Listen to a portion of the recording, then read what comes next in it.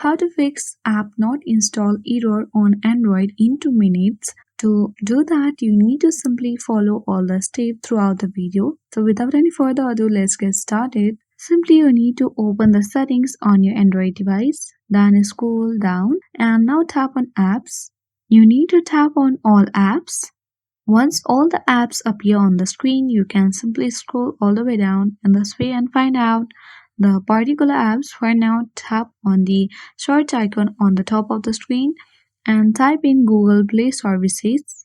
Once you find the Google Play Services icon or app, simply you need to tap on it.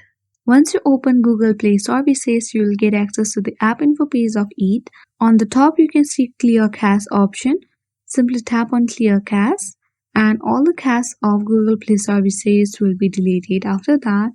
Now go back to the apps pages and now tap on Google Play Store, and here also you need to tap on storage and cache and clear the cache of Google Play Store.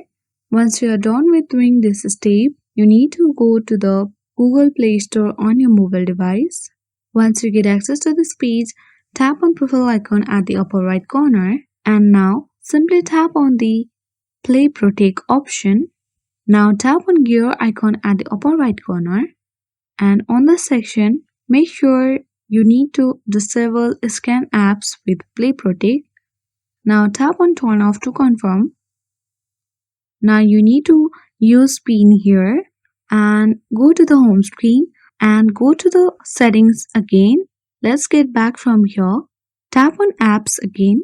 And here on the bottom you can see special app access. When you tap on special app access, you need to scroll down and tap on install unknown apps.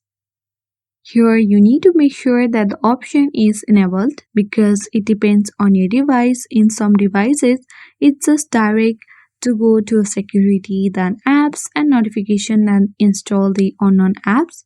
So after you have done these 3 settings, you need to restart your phone and install the app again.